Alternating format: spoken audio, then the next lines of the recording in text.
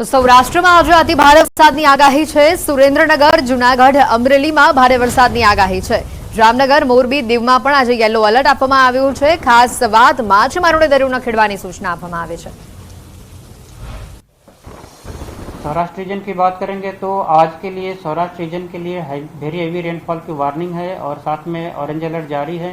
और जो डिस्ट्रिक्ट है जहां पर वेरी हेवी रेनफॉल की वार्निंग है वो डिस्ट्रिक्ट है सुरेंद्रनगर, जूनागढ़, अमरेली, भावनगर, गिर सोमनाथ, बोटा डिस्ट्रिक्ट है जहां पर वेरी हेवी रेनफॉल की वार्निंग है। और जहां पर हेवी रेनफॉल की वार्निंग है और साथ में येलो अलर्ट जारी है वो डिस्ट्रिक्ट है राजकोट, जामनगर, मोरबी, द्वारका, कच्छ और दीव डिस्ट्रिक्ट शामिल है जहां पर हेवी रेनफॉल की वार्निंग है।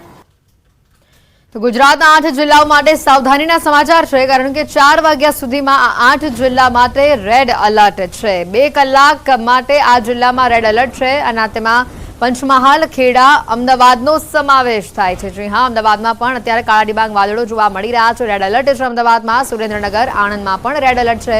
पंचमहाल, अमरेली, जूनागढ़मां पण रेड अलर्ट छे। गुजरातना 22 जिल्लामां आज ऑरेंज अलर्ट आपवामां आव्युं छे। 4 वाग्या सुधीमां आ विस्तार माटे सावधानीना समाचार।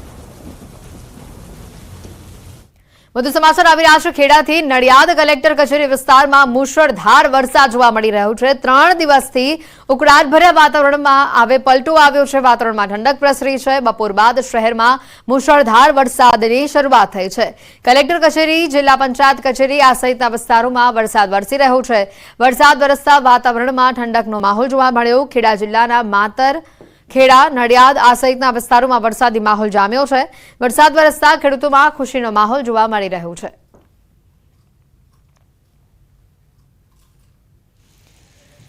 તો સાથે જ સમાચાર આવી રહ્યા છે ખેડાના કેટલાક વિસ્તારોમાં વરસાદ જોવા મળી રહ્યો છે। નડિયાદ સહિત આસપાસના વિસ્તારોમાં વરસાદી માહોલ જામ્યો છે। નડિયાદ સહિત પીપલગ, ડુમરાલ, મિત્રાલમાં વરસાદ જોવા મળી રહ્યો છે। આ વરસાદ વરસતા ખેડૂતોમાં આનંદની લાગણી જોવા મળી।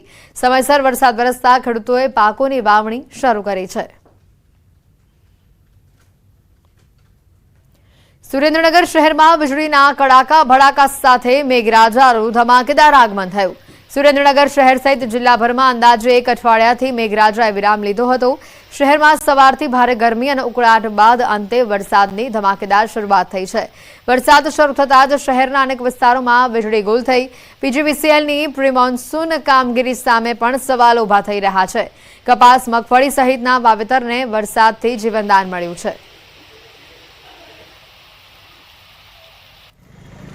જૂનાગઢથી વધુ સમાચાર। માળિયા હાટીનામાં વરસાદ જોવા મળ્યો। 1 સપ્તાહના વિરામ બાદ ધીમી ધારે વરસાદની શરૂઆત થઈ। માળિયાના શહેર તેમજ ગ્રામ્ય વિસ્તારોમાં વરસાદ વરસ્યો।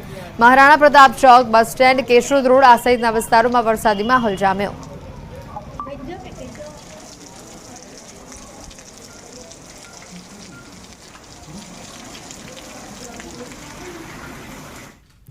ચોમાસાનો વરસાદી માહોલ શરૂ થતાં જ રાજ્યમાં રોગચાળો પણ વકરી રહ્યો છે। અમદાવાદની સોલા સિવિલ હોસ્પિટલમાં 1 સપ્તાહમાં 11,114 ઓપીડીના કેસ નોંધાયા છે।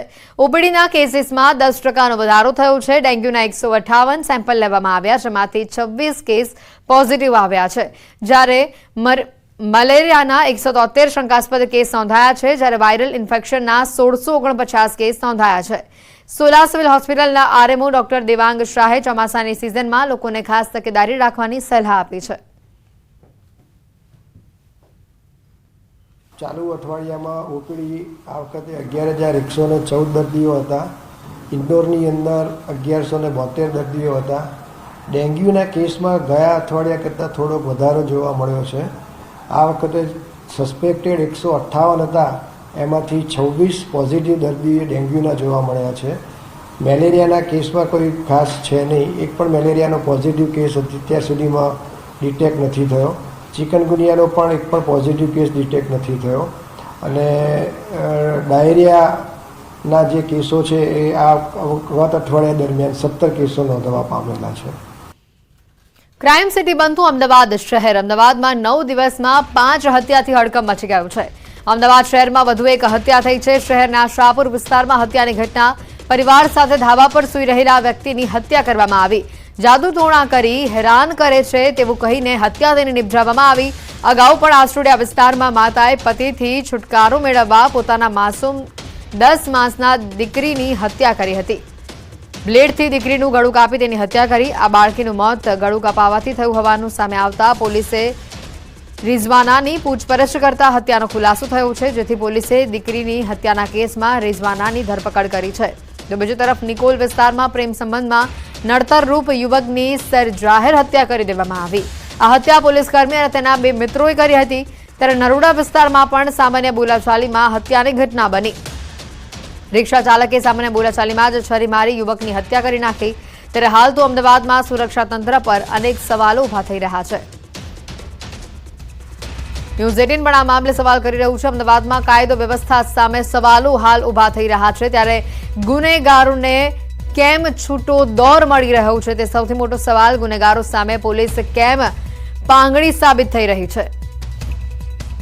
વધુ માહિતી મેળવીશું. નવીન ઝા અમારી સાથે ફોનલાઈન ઉપર સંવાદદાતા જોડાઈ ચૂક્યા છે. નવીન, જે રીતના અમદાવાદમાં કેસો સામે આવી રહ્યા છે, ક્રાઇમ સિટી અમદાવાદ બનતું હોય તે પ્રકારના આ કિસ્સાઓ સામે આવ્યા છે. નવીન, અમદાવાદની અંદર 5 થી વધુ હત્યાના જે બનાવો છે તે સામે આવ્યા છે, જેમાં સાબરમતી છે, નિકોલ છે અને અન્ય જે કહી શકાય કે ગાયકવાડ હવેલી, આસ્ટોડિયા, આ તમામ જગ્યાએ 5 થી વધુ હત્યાના બનાવો સામે આવ્યા છે. જો કે હત્યા પાછળનું કોઈ મોટું કારણ નથી, પરંતુ સામાન્ય બોલાચાલી હોય કે માતાની તલાકની વાત હોય, અને ગઈકાલે તો માત્ર કે તમે મારી પર જાદુ ટોણો કરો છો એમ કરીને એક સગાની હત્યા કરી છે. તો આ ચિંતાજનક વાત છે કે અમદાવાદમાં જે રીતે હત્યાના બનાવો જે છે તે વધી રહ્યા છે, અને જેના કારણે ક્યાંક ને ક્યાંક સવાલો ઉભા થાય છે કે આને રોકવા માટેના શું પ્રયત્નો થવા જોઈએ અને કાયદાકીય શું કાર્યવાહી થવી જોઈએ. હેતવી. બિલકુલ નવીન, આભાર માહિતી બદલ. તો આજે અમદાવાદમાં કાયદો વ્યવસ્થા સામે જે સવાલો ઉભા થઈ રહ્યા છે, ગુનેગારોને છૂટો દોર મળી રહ્યો હોય તે પ્રકારની પરિસ્થિતિ અમદાવાદ શહેરમાં ઉભી થઈ.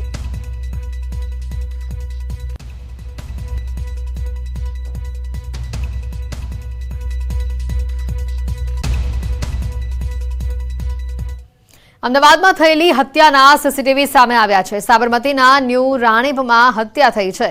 ઘરની બહાર ઓટલા ઉપર સૂઈ રહેલા યુવકની હત્યા થઈ. ચાણક્યપુરીમાં રહેતા 4 યુવકોએ આ હત્યા કરી છે. બાઇકની ચાવીની બાબતમાં માથાકૂટ થઈ હતી. સાબરમતી પોલીસે હત્યાનો ગુનો નોંધી સમગ્ર મામલે તપાસ હાથ ધરી છે. અમદાવાદમાં હત્યાના હચમચાવતા આ સીસીટીવી સામે આવ્યા છે.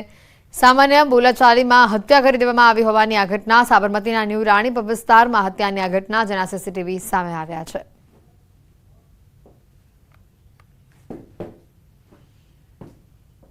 સમાચારોમાં હાલ રોકાઈશું એક બ્રેક માટે.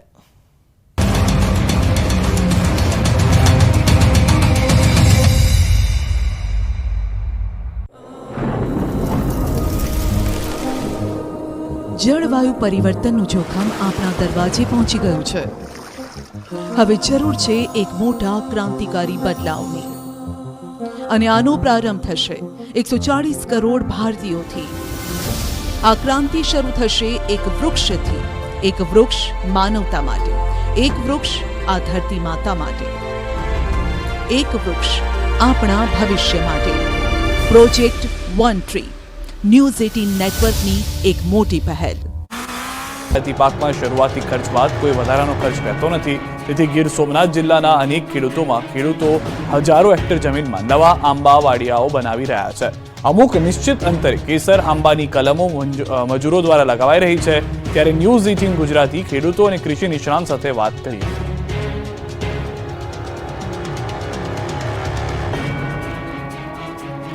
7 લોકોના મોત બાદ સુરત મહાનગરપાલિકા જાગ્યું. જર્જરિત મકાનોનું ડ્રેનેજ અને પાણીનું કનેક્શન કાપવામાં આવ્યું. સુરતમાં ઘોડા છૂટી ગયા બાદ તબેલાને તાળા મારવા જેવો ઘાટ ઘડાયો છે. સુરતમાં જર્જરિત મકાન પડતા 7 લોકોના મોત બાદ તંત્ર જાગ્યું છે. સુરત મહાનગરપાલિકા દ્વારા આખરે લિમ્બાઇન્ઝરના અધિકારીની ટીમ માન દરવાજા ટેનામેન્ટ ખાતે મોકલીને પાણી અને ગટર કનેક્શન કાપવાની કામગીરી શરૂ કરી દીધી હતી. માન દરવાજા ટેનામેન્ટ ખૂબ જ જર્જરિત સ્થિતિમાં હતા અને ગમે ત્યારે ધરાશાયી થાય તેવી સ્થિતિમાં હતા. ત્યારે કેટલાક દિવસોથી લિંબાયત ઝોનની ટીમ માન દરવાજા ખાતે પહોંચીને લોકોને સમજાવવાનો પ્રયાસ કરી રહી હતી. મોટાભાગના મકાનો ભાડેથી આપવામાં આવ્યા છે, તો કેટલાક મકાનના માલિકો ત્યાં રહે છે. તેમની આર્થિક સ્થિતિ ખૂબ જ નબળી છે, પરંતુ ટેનામેન્ટની સ્થિતિ ખૂબ જ ખરાબ હોવાને કારણે તેમના ઉપર જીવનું સંકટ તોળાઈ રહ્યું હતું. વહેલી સવારથી ચુસ્ત પોલીસ બંદોબસ્ત સાથે લિંબાયત ઝોનની ટીમ દ્વારા દરવાજાએ પહોંચવામાં આવ્યું હતું. માન દરવાજાએ પહોંચ્યા બાદ લોકોના વિરોધ વચ્ચે નળ અને ડ્રેનેજ જોડાણ કાપવાની કામગીરી શરૂ કરાઈ. ગરીબ અસરગ્રસ્તોને પાલિકાની આ કામગીરીનો વિરોધ કરીને પહેલા વૈકલ્પિક વ્યવસ્થા આપો, પછી જ મકાન ખાલી કરશું તેવી માંગણી કરી હતી. પરંતુ આ વખતે પાલિકા તંત્ર મક્કમ છે અને કોઈ પણ જોખમ લેવા ન માંગતી હોય નળ અને ડ્રેનેજ જોડાણ કાપવાની કામગીરી શરૂ કરી. જામનગરમાં 512 મકાનો મોતના માછલાની જેમ ઊભા છે. જામનગરમાં સુરત જેવી મકાન ધ્વસ્ત થવાની ઘટના ઘટે તો નવાય નહીં, કેમ કે જામનગર મહાનગરપાલિકાની બેદરકારીના કારણે 512 મકાનમાં રહેતા લોકો પર દરરોજ મોત ભમી રહ્યું છે. જામનગરના લાલવાડી વિસ્તારમાં આવેલ 512 સરકારી આવાસ ખૂબ જ જર્જરિત હાલતમાં છે. ઝાડા દ્વારા બનાવાયેલા વર્ષ 2000માં આ આવાસની અનેક છત જર્જરિત છે. કેટલાય જગ્યાએ દિવાલોમાં પોપડા પડી ગયા છે. ક્યાંક તો સીડીની પારપેટ પણ પડી ચૂકી છે. છતાં પણ ભયના ઓથાર વચ્ચે ગરીબ લોકો જર્જરિત સરકારી આવાસમાં જીવન જીવી રહ્યા છે. અવારનવાર મહાનગરપાલિકાને તંત્ર દ્વારા નોટિસ આપી સંતોષ માની લેવામાં આવે છે, પરંતુ સમારકામને લઈને કોઈ કાર્યવાહી કરાતી નથી. નબળી ગુણવત્તાના બનેલા બાંધકામને લઈને સ્થાનિકો પણ તંત્રની સામે મદદ માટે આશ લગાવીને બેઠા છે. રાજકોટના બ્રિજના કામમાં ફરી એકવાર ભ્રષ્ટાચાર. બ્લોકનું કામ લોટ, પાણી અને લાકડા જેવું. રાજકોટમાં ભ્રષ્ટાચાર ફૂલ્યો ફાલ્યો છે. હજુ તો ભ્રષ્ટાચારના ગેમ ઝોનની તપાસ પણ પૂરી નથી થઈ, ત્યાં વધુ એક બ્રિજના કામનું લોટ, પાણી અને લાકડા જેવું થયું હોવાનું સામે આવ્યું છે. રાજકોટના માધાપર ચોકડી પર બનેલા બ્રિજના કામમાં ભ્રષ્ટાચાર થયાનું સામે આવ્યું. 9 મહિના પહેલા જ બનાવેલ બ્રિજનું કામ નબળું થયું હોવાનું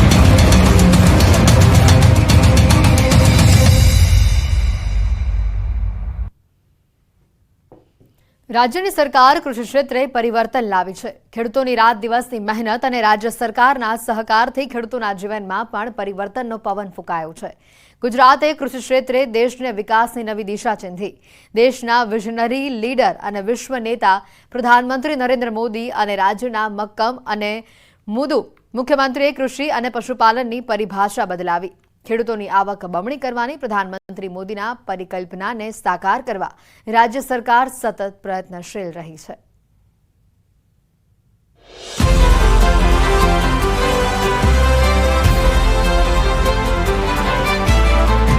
રાજ્યની સરકાર કૃષિ ક્ષેત્રે પરિવર્તન લઈને આવી. ખેડૂતોની રાત દિવસની મહેનત અને રાજ્ય સરકારના સહકારથી ખેડૂતોના જીવનમાં પણ પરિવર્તનનો પવન ફૂંકાયો. ગુજરાતે કૃષિ ક્ષેત્રે દેશની વિકાસની નવી દિશા ચીંધી. દેશના વિઝનરી લીડર અને વિશ્વ નેતા પ્રધાનમંત્રી નરેન્દ્ર મોદી અને રાજ્યના મક્કમ અને મૃદુ મનના મુખ્યમંત્રીએ કૃષિ અને પશુપાલનની પરિભાષા બદલાવી. ખેડૂતોની આવક બમણી કરવાની પ્રધાનમંત્રી મોદીની પરિકલ્પનાને સાકાર કરવા રાજ્ય સરકાર સતત પ્રયત્નશીલ રહી છે. ભારત સરકાર દ્વારા ખેડૂતોની આવક વધારવા માટે ખેડૂત કુટુંબને સહાયરૂપ થવા માટે 100% સહાયતા યોજના તરીકે પીએમ કિસાન સન્માન નિધિ યોજના જાહેર કરવામાં આવી છે. पीएम किसान सम्मान निधि आज दुनिया की सबसे बड़ी डायरेक्ट बेनिफिट ट्रांसफर स्कीम बन चुका है. अभी तक देश के करोड़ों किसान परिवारों के बैंक खाते में 3.25 लाख करोड़ रुपए जमा हो चुके हैं. જમીનની ફળદ્રુપતાને જાળવવા માટે કેન્દ્ર અને રાજ્ય સરકાર પ્રાકૃતિક ખેતીને પ્રોત્સાહન આપી રહી છે. ગાય આધારિત ખેતીથી ખેડૂતો આગળ વધી રહ્યા છે. ગાય આધારિત ખેતીથી જમીનની સાથે લોકોનું આરોગ્ય સુધારવાના પણ પ્રયાસો કરવામાં આવી